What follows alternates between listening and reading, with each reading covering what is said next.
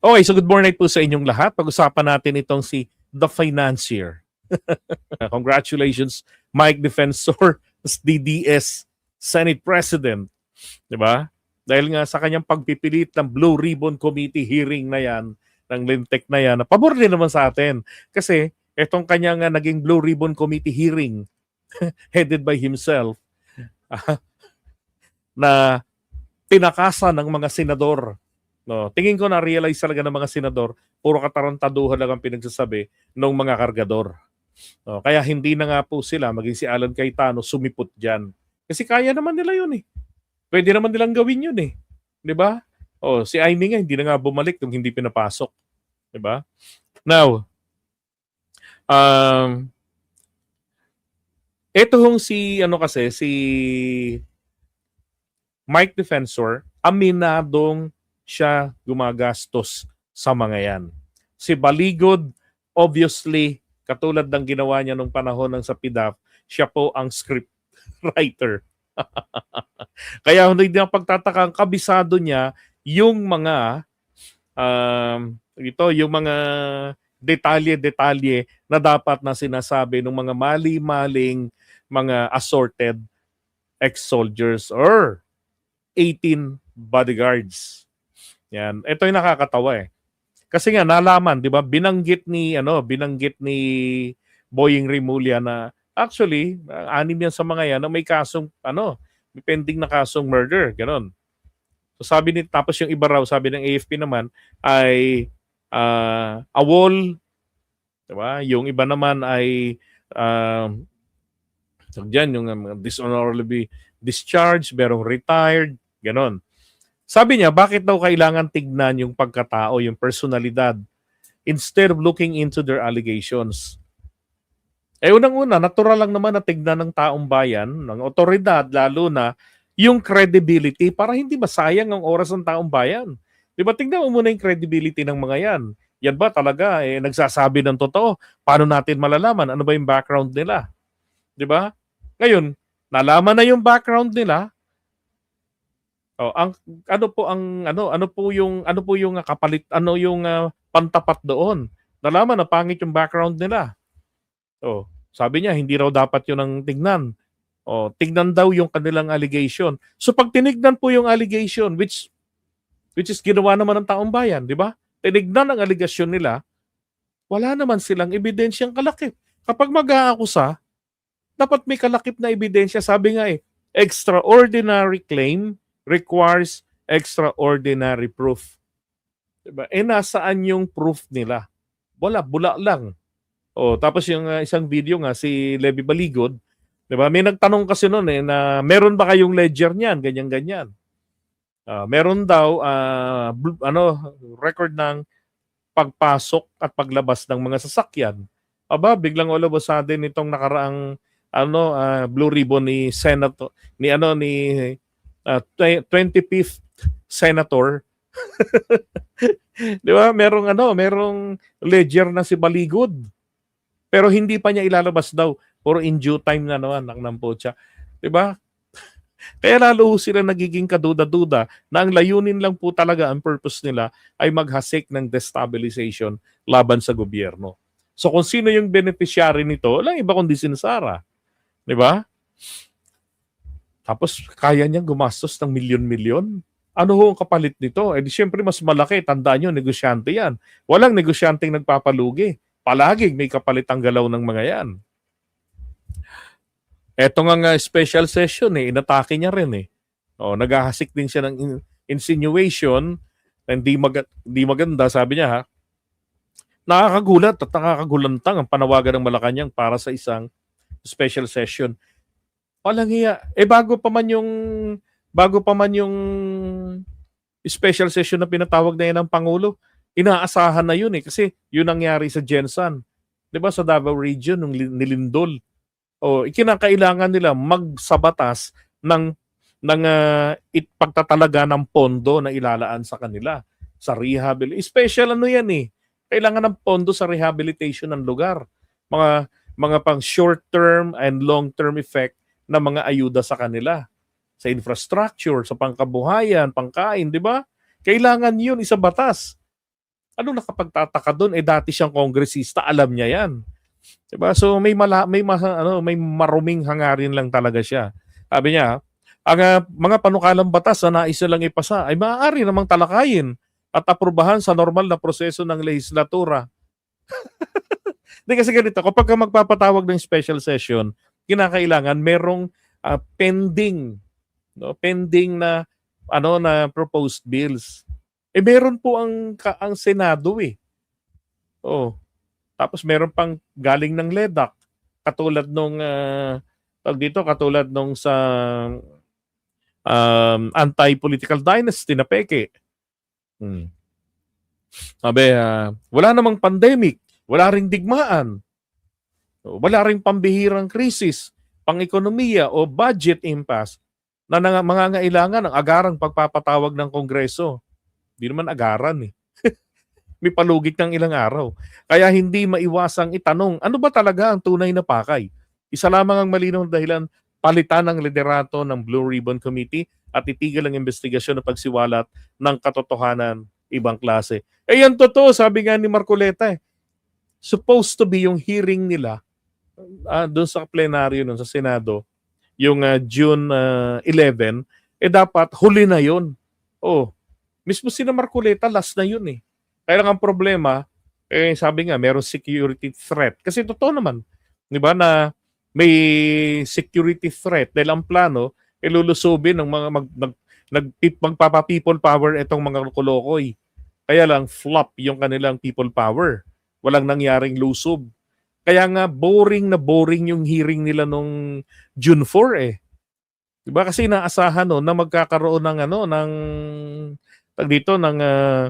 people power na magmumula diyan sa Senado. Oh. Kumbaga hostage ang Senate. Eh kaso hindi nangyari. Yung mga inaasahan nilang darating na grupo, eh mukhang lusaw na yung mga miyembro.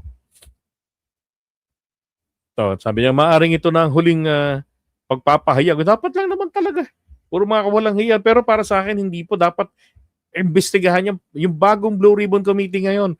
Paharapin yung 18 plus yung 4, bali 22, paharapin sila ng bagong Blue Ribbon Committee pag nagbukas ang sesyon. Di ba? Dapat ganun. So, imbestigahan nila. O kahit hindi na pag nagbukas ng session, pwede namang mag-investigate kahit naka-adjourn si Nidje. Diba? Mag-imbestiga sila at ang investigasyon, totoong investigasyon, talagang uugatin yung credibility ng kanilang aligasyon. Nandoon yung inyong akusasyon, nasaan ang inyong ebidensya. Diba? Tapos imbitahan din yung mga taong pinangalanan. Oh, ganun. Tapos mag-imbita na ng mga polis. Since caught in the act. Yun pong mga iniimbitahan dyan ng mga resource person, wala naman hong mga ano yan eh. Wala naman hong mga tawag dito, mga parliamentary immunity. Hindi extended sa kanila yon. Ang may parliamentary immunity lamang po, yung mga mambabatas natin. Laban po doon sa pang-aabala sa kanila na magiging epekto kapag sila po ay inaresto. Kung mababa po sa 6 na taon ang parusa sa asunto laban sa kanila, ipagpaliban na yan pagtapos ng termino nila. Doon na yan arestuhin. Diba? O natapos na tawag dito. Kumbaga, and then sila pwede palang papanagutin doon. Absuelto sila doon eh.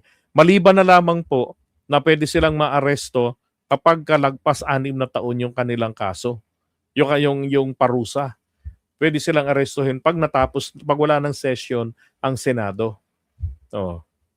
Kaya nga ito, si Colonel Ariel Querubin. Diba? Isa rin ito sa nakasama ni na Trillanes noon. Oh. At isa dun sa mga 18 Maleta Boys, kasama rin ho nila. Ni na Trillanes noon. Dun sa mga mutineers. Nung nakaraang mga panahon, ang akala ko, eto, papanig sa kanila eh. Dahil kinakausap ito ng mga retired. Diba? Pero ito, sabi niya naawa nga ako sa kanila eh. Kasi nagagamit lang sila. Yung Maleta Boys. Nagagamit lang. Nakikita naman natin kung paano. Ginagamit lang sila ng mga gustong mag-destabilize. Correct. Di ba? Ito pa.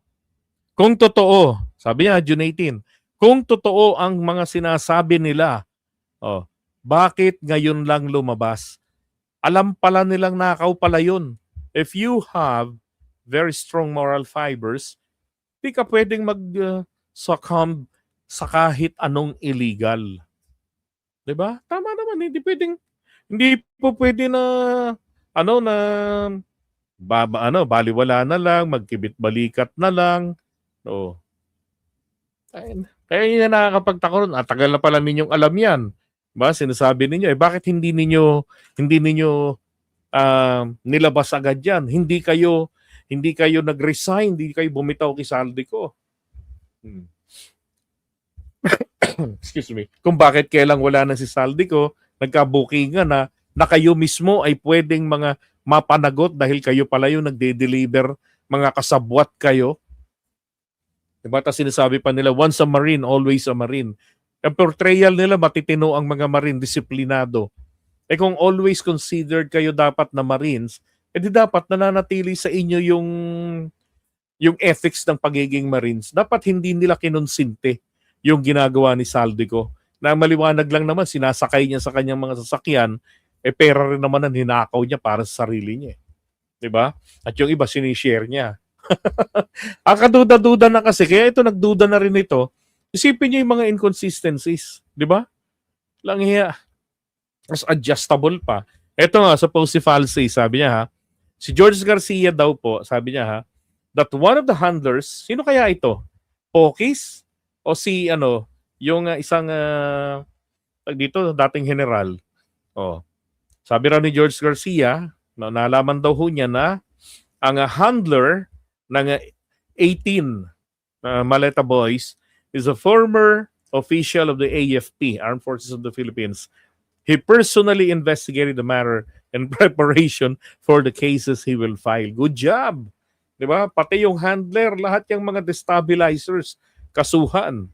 Sabi niya, lahat ng yan ay kasinungalingan. Dati, 4 na maleta daw binigay sa akin sa harap ng Midas Hotel. Ngayon, bag na maliit na lang. Baka ho kinupitan. Mga kabayan? Baka ho kinupitan nila ng storyteller. Dati, lang 4 na maleta tapos ngayon naging maliit na bag na lang. Hindi na nagtutugma. Mga sinasabi nila, nagtatalo-talo na. Ito pa yung Kiko Pangilinan, nagalit na tuloy yung mama. Sabi niya, dahil dinamay niyo pa ang pamilya ko, makakatikim kayo ng hindi pasaring aligasyon o palabas na kaso sa korte. Adi ayos. Tuluyan yung mga yan. Ito may maleta. Naglabas na rin sila ng picture. Bagay rin naman yung itsura ni Kiko rito. Mukhang nagulat.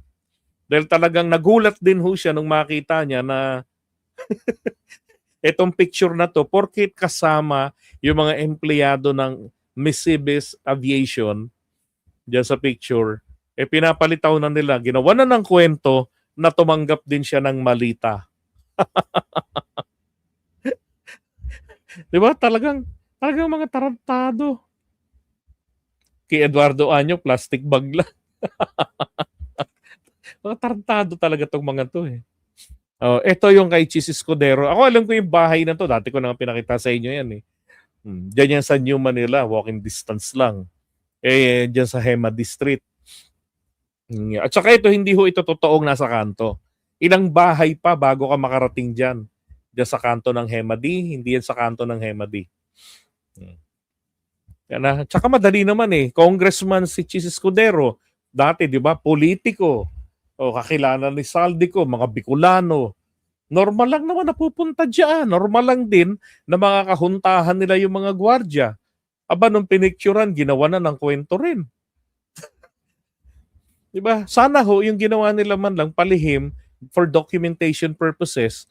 Diba? Yung pagtanggap ng tao, yung pera binuksan, may video sila. Wala Eto pa ho matindi. Halatang nagpa-picture lang kay Torre. Sabi rin naman ito, nagpa-picture daw sa kanila si General Torre. Pero ang may hawak ng camera, tong Kolokoy na 'to. Si Torre pa yung nagpa-picture, ha? Parang ano 'to, tanga si Torre na, "Ay, sir halika nga pa-picture tayong dalawa." Ta's ikaw ang kumuha ng picture ng ayan, oh. Oh. Yung time ito hinahamon niya si Baste ng boxing.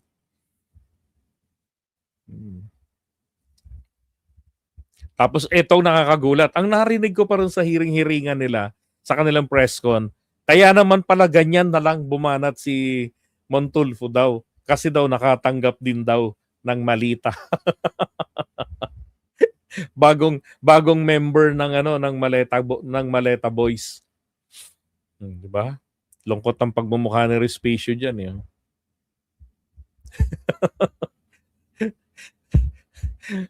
walang senador ni isa. Ni si Robin Padilla hindi sumipot. Takot yung mga yun, eh. Baka maging simula pa ng ano nila yun, ng ouster nila. 'Di ba? Ma-kick out sila sa Senado. Hindi nga ako nagkamali, eh, na since pinost ng Double Gem na hindi matutuloy as planned, yung kanilang planado na gagawin dyan, na investigasyon, mauwi yan sa presscon. At yun na nga ho nangyari, nauwi sa presscon. Kasama pa nila yung 4 na recruit. Kapal ang mukha ni Mike, ano? Ngala, sige, review. Ito na yung bagong composition. Alam nyo, dapat dito kay Mike talaga makasuhan ito, eh. Hindi to dapat na pinalulusot na lamang ng ganun-ganun sa pinagagawa niya sa destabilization. Sitwasyon ng ating bansa. O, tingnan nyo yung paano siya mag-insinuate, ha? Napakagulo ng sitwasyon ng ating bansa. Ang mga Nasaan ang kaguluhan sa sitwasyon ng bansa natin? demokratikong institusyon katulad ng Senado ay binababoy, ginigipit, maging ang mga senador. Yun lang kung pagpunta nila dito ay marami ng mga pananakot na naganap. Oh? Maraming panggigipit, kaya marahil iniiwan natin sa kanila yan na pag-usapan at tingnan kung ano ang kanilang gagawin bilang grupo. Bagkus, hindi ho dapat mahinto ang paglabas ng katotohanan. Wala naman tayong ibang gusto. Ito na may mga feeling na may monopoly ng katotohanan, eh. Panggugulo lang naman ang ginagawa. Tingnan nyo, insinuation niya rito. Kay Gutesa. Sergeant Gutesa is in the Philippines under detention. Saan siya nakadetain? Actually, alam mo, Attorney Trixie, no, really, a month ago, may balita kami na pinatay siya. Wow! May balita raw sila na pinatay si Gutesa. Noong November, ang chika nila, si Gutesa ay nasa custody ng NBI. 'Di ba? Tapos ni-rescue daw nila. Kinuha raw nila. Pati yung family ni Gutesa. Tapos meron naman tinatago ng mga Marines. Tangina mga gago na to. Yeah. Parang kung ano yung pumasok sa utak nilang sabihin nyo na lang, hindi na nila chine-check. Ano ba yung sinabi ko dati? And you know what? Kapag ka nagsisinungaling, ito yung risk ng pagsisinungaling, eh. Pag nagsisinungaling ka, kailangan mong magsinungaling sa isang bagay o tungkol sa isang bagay ng buong buhay. Timbabanggitin mo yan, kailangan mong magsinungaling. Kailangan mong maging consistent o kung hindi, mabubuking ka. 'Di ba? Yun ang problema sa pagsisinungaling. At dahil yun imbento lang, tapos may edad ka na, makakalimutin ka na, doon ngayon magkakaleche-leche. Kasi ang nakarehistro sa utak, yung katotohanan. Ba't katotohanan na lang nakarehistro sa utak ng tao? Malapit nang kunin ni Lord, eh. 'Di ba? Kaya kailangan mabait na, malinis na yung utak. Dudumihan pa nila. Doon ngayon nagkakarambol-rambol. Kaya hindi nakapagtataka, 'di ba? 4 na maleta, naging 2. 'Di ba? Yung Paway, Ilocos Norte, bahay ng BBM doon. Tapos nag-deliver daw kay PBBM ng maleta sometime in May 2022. Ang lupit nyo naman. Di ba, hindi pa naman presidente yun, bibigyan nyo na ng parte. Tapos yung mga pagpa-picture lang nila, ginawa na ng kwento. Di ba? Nagawan nila ng kwento for documentation, yung picture, yung video, hindi naman nila tinignang maigi. Ano yung dinokumento nila? Pera ba talaga yung laman? May tao ba talaga si ganito na tumanggap? Di ba? Ang gaguhan. Biri mo, nag-deliver kayo ng milyon-milyong halaga? Wala kayong matibay na pruweba? Oh, Patay siya. Oo. So, pinapacheck ko, ito naman yung kay Gutesa. pinapatanong ko, kasi nga wala akong direct contact sa kanya eh. And And the family also, Sek, wala kayong wala contact? Walang direct. It's only dun sa mga Nirescue yung staff ano, niya, yung mga November. kasamahan niya, ang nagbabalita sa akin. But fortunately, 2 weeks ago, ang binanggit sa akin, pinapasabi daw ni Sergeant Gutesa na okay naman siya. Okay. Wala siya sa Maynila, nandito siya sa Pilipinas, pero okay naman siya. Hindi mo alam kung si Mike Defensor may topak na sa utak. Hindi siya under detention. Yun ang hindi ko alam. Kung under detention siya, kung may problema, pero parang Di ba nag-i-insinuate palagi? Grabe. ang dating sa akin is, mukhang wala namang problema.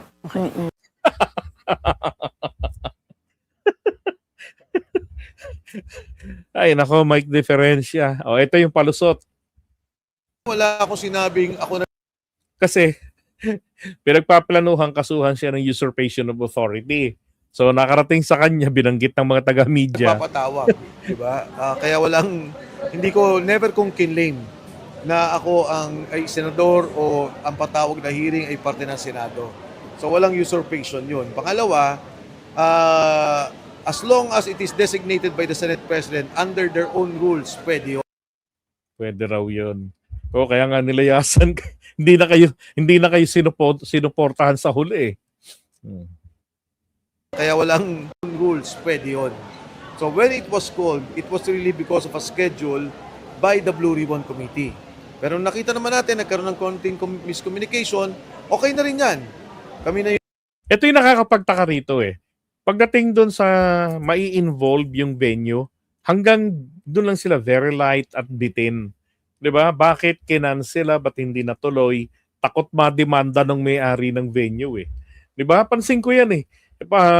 Nagkaroon ng konting miscommunication. Sabi ko nga baka naman ang binok ninyo kasalan o presscon, 'di ba? Tapos mababalitaan sa SOCMED, ang inyo palang gagawin investigation. Di natural, it's already breach of contract, 'di ba? So kanselado na 'yon. O malamang ganun yung nangyari. Kaya nangyari doon, presscon ulit sila na lang. yung pwede naman namin gawin yun na ilabas yung impormasyon sa taong bayan. Kung by how things are going, yung sinasabi mo kanina ng gigipit, saan kaya patungo ito? Hindi natin Hindi niya alam, alam. pero sa sitwasyon natin ngayon, masasabi natin na talagang lahat ng mga nagsasalita tungkol dito sa corruption, talagang iniipit. Siguro sa amin nga, 40 na, more than. Umigit Oh, tama. Pati yung EA nga pala ni Soto, di ba? 2015 pa. 2015 pa na tegi. Ay, nako, grabe. Tapos di pa siya senador, nabigyan din daw siya. kumulang 40 na yung mga nakasuha. Pero, teka Mike, ang naalala kong kwento diyan kay Soto, base sa dokumento nila dati sinabit, yung sworn statement, kay Soto daw, nag-deliver sila, para magamit pati si Ping Lacson din, para gamitin daw yon sa kampanya ng alyansa. Tapos ngayon, tinutumbok na si Soto. Tinanggap nung kanyang EA. Kasi ganito, yung EA niya. O yun, kasi yung EA pala namatay 2015 pa. Inang yan, oo. Tapos nakikita mo yung iba, in fact, marami nang ikukulong, no? Yung kay Chavit, di ba, pinag-bail, talagang yung presidenta. So, Sabi ni Falses, yung nagdemanda raw kay Chavit, kapatid niya mismo eh. Kaya nga yung RTC, Ilocos Sur. Tapos pilit nilang inililink dito, isisi na naman sa Pangulo. kung mga naman may kaso o yung sinasabi lang supposedly involved, wala kang nakikitang development, wala kang nakikitang nakakasuhan, o wala ka nakikita na-file na kaso. Sir Mike, reaction na lang sa inyo. Diba? Shoutout po sa mga taga Serra Force. Yan, si Reza Force. Yan, kina Viola. Kay Monef. Yun. Ay, nako, Mike. Diba? Tama ko kayo, ang bagal ng NBI na aksyonan nito. Dapat yung mga ganitong pag-i-insinuate, maliwanag, hindi na ito freedom of expression. Diba? Kasi ang mga layunin nila talaga puro pabagsakin ng administrasyon. Yun nga lang, nagtataka sila. Ba't hindi raw sila nagtatagumpay, sabi ng isang matanda. Ito pa nakakatawa nung araw na bago yung araw na yan. Yung ay nako, isa sa mga minions nila nananawagan na dapat daw umabsent yung mga tao, suportahan. Kasi ang mindset po ng mga ka-DDS natin, yung mga ginagawa nilang event na yan, no? Yung sa Senate, yung dyan sa EDSA, yan po ay people power. At ang people power na yon, ang layunin talaga nun, ang end goal nun, pabagsakin ang lehitimong administrasyon. No? Para mga dinaig pa nga nila mga NPA eh. Umabsent naman kayo, alang-alang sa pagmamahal sa bayan. Suportahan Tapos wala naman siya doon. natin ang mga senador at ang mga Marines. Kahit isang araw lang, pumunta po tayo sa Double Gym Garden EDSA. Malapit lang ito sa MRT Ortigas Hindi malapit, katabi lang mismo. Station. Sumakay lang kayo ng EDSA bus carousel. Sabihin nyo, baba kayo sa MRT Ortigas. Doon, kunting lakad na lang ng Double Gym.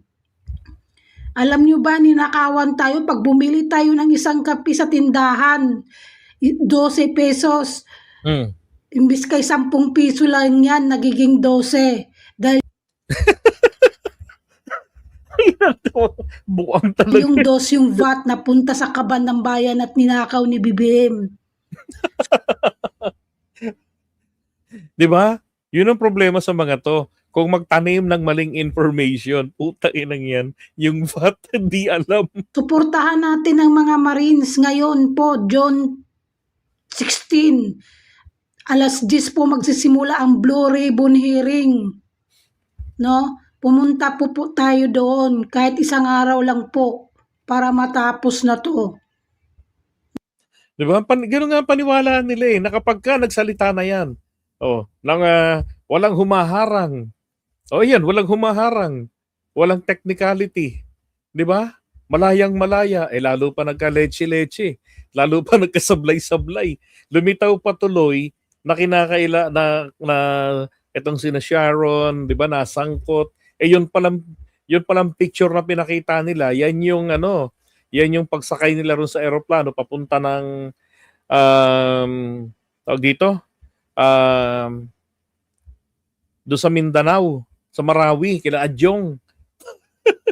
Tiyempo naman yung picture ni Sharon, yung damit niya doon, at saka yung pinakita nila, yun talaga, nakita ko rin yung vlog ni Sharon diyan. Inang yan talaga tong mga to. May hearing po ngayon, kaya please lang mga ka-DDS, mga nagmamahal sa bayan, mag-absent tayo kahit isang araw lang. Tuloy-tuloy na to, magparami kami ng Tapos wala siya doon sa venue. tao para mag-people power na. Please po, please share din para maraming makakaalam. Thanks. Double gym nga daw eh. Double gem yun eh. Ay nako, Mike Defensor, nakakahawa mga taong napapaniwala mo. Diba? Dapat talaga yan, nakakasuhan yan. Dapat talaga hindi yan pinaliligtas dapat eh. Yun ang problema eh. Kaya namimihasa itong mga to eh.